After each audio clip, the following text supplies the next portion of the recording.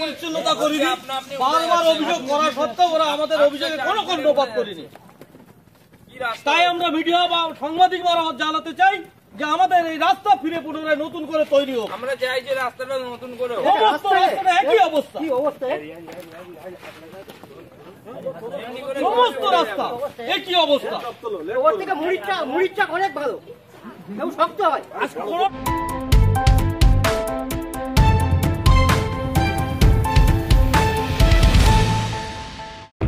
মুখ্যমন্ত্রীর পথশ্রী প্রকল্পের প্রায় 4 কিলোমিটার রাস্তা নির্মাণ হয়েছে 15 দিন আগে।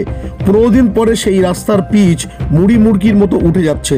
দুর্নীতির অভিযোগ তুলে গ্রামবাসীরা রাস্তার পিচ তুলে ফেললেন, রাস্তা অবরোধ করে বিক্ষোভ দেখাতে শুরু করে। এই ঘটনায় উত্তেজনা ছড়িয়ে পড়ে দেগঙ্গার আমুলিয়া গ্রাম পঞ্চায়েতের মধ্য আমুলিয়া এলাকায়। এই নিয়ে শুরু হয়েছে রাজনৈতিক তরজা। বিক্ষোভকারীদের অভিযোগ 15 দিন আগে পিচের রাস্তা নির্মাণ হয়েছে। এই রাস্তা নির্মাণে নিম্নমানের সামগ্রী ব্যবহার করায় মুড়ি মুড়কির মতো পিচ উড়ে যাচ্ছে। অবিলম্বে এই রাস্তা পুনর্নির্মাণ করতে হবে। পাশাপাশি তৃণমূলের পঞ্চায়েত প্রধান থেকে পঞ্চায়েত সমিতি যদি দুর্নীতি করে থাকে তার তদন্ত করতে হবে প্রশাসনকে। দীর্ঘক্ষণ ধরে রাস্তায় পিচ তুলে বিক্ষোভ দেখান এলাকার সাধারণ মানুষ। ঘটনায় উত্তেজনা ছড়িয়ে পড়ে।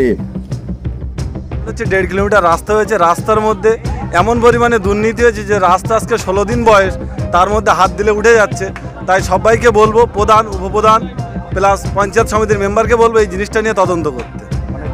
আমাদের রাস্তা নিয়ে অভিযোগ, রাস্তাটা হচ্ছে মধ্য আমুলিয়া জামে মসজিদ হইতে উত্তর আমুলিয়া নন্দেরপুকুর পর্যন্ত প্রায় 1.5 কিলোমিটার রাস্তা।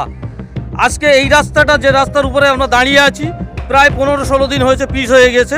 এই রাস্তার যে দুর্নীতি হয়েছে, এখন পঞ্চায়েত সমিতি যারা প্রশাসকের ক্ষমতায় আছে তারা কি করেছে না করেছে তাদেরই ব্যাপার।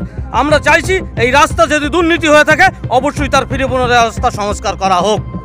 এই নিয়ে কটাক্ষ ছুড়ে দিয়েছেন বারাসাত সাংগঠনিক জেলার বিজেপির সভাপতি তরুণকান্তি ঘোষ। তার দাবি, তৃণমূলের উঁচুতলা থেকে নিচুতলা নেতাদের ঠিকা সংস্থার কাটমানি দিতে হয়। তাদের এই কাটমানি দিতে গিয়ে নিম্নমানের সামগ্রী ব্যবহার করে রাস্তা নির্মাণ করতে বাধ্য করা হচ্ছে, যার ফলে সাধারণ মানুষ ও গ্রামবাসীদেরকে খেসারত দিতে হচ্ছে। বিজেপির অভিযোগ উড়িয়ে দিয়েছেন আমুলিয়া গ্রাম পঞ্চায়েতের প্রধান এমদাদুল হক। তার দাবি, ওই এলাকায় রাস্তা নির্মাণে কোনো দুর্নীতি হয়নি। কিছু মানুষ উদ্দেশ্যপ্রণোদিতভাবে সঠিকভাবে নির্মাণ হয়ে যাওয়া রাস্তার পিচ তুলে দিয়ে বিক্ষোভ দেখাচ্ছে। তবে যে এজেন্সি বা সংস্থা এই রাস্তা নির্মাণ করেছে তার বিরুদ্ধে গ্রাম পঞ্চায়েত ও পঞ্চায়েত সমিতি তদন্ত করে ব্যবস্থা নেবে। বিজেপি শুধুমাত্র মন্তব্য করতে থাকে, তাই তৃণমূল কংগ্রেস বিজেপির এই মন্তব্যকে কোনো গুরুত্ব দেয় না। আজকে সেইখানে পিচের রাস্তা থেকে পিচ উঠে যাওয়ার একটাই কারণ, যে ঠিকাদার ছিল তাদের থেকে তৃণমূল কংগ্রেসের লিডাররা এত পরিমাণ কাটমানি নিয়েছে যে সেখানে পিচের গুণমান সে বজায় রাখতে পারেনি, বা কাজের যে গুণগত মান সেটা বজায় না রাখার কারণেই আজকে রাস্তার এই দুর্দশা। সরকারি টাকা কাগজে কলমে খরচ দেখানো হয়ে যাচ্ছে, কিন্তু কাজের কাজ কিছু হচ্ছে না। মানুষের গ্রামের রাস্তার যে বেহাল অবস্থা, সেই বেহালই থাকছে। তারা কতিপয় মানুষ উদ্দেশ্যপ্রণোদিতভাবে যেভাবে অপপ্রচার করার চেষ্টা করছে, এটা সম্পূর্ণ ভিত্তিহীন। বাংলা মুখ্যমন্ত্রী পথশ্রী রাস্তার মাধ্যমে আমাদের ওই গ্রামে 4 কিলোমিটার পিচের রাস্তা হচ্ছে, প্রায় কাজ শেষ। এখন কে বা কারা উদ্দেশ্যভাবে এটা করছে, খারাপ উদ্দেশ্যে। পিচ তো মুড়ি মুড়কির মতো উঠে যাচ্ছে, তারা তুলে ফেলছে।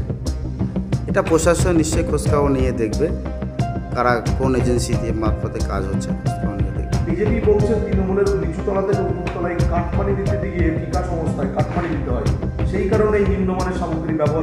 এটা সম্পূর্ণ ভিত্তিহীন। ওদের কাজ হচ্ছে শুধু মন্তব্য করা, বিরোধীদের কুরূপ মন্তব্য করা, এটা হচ্ছে তার কাজ।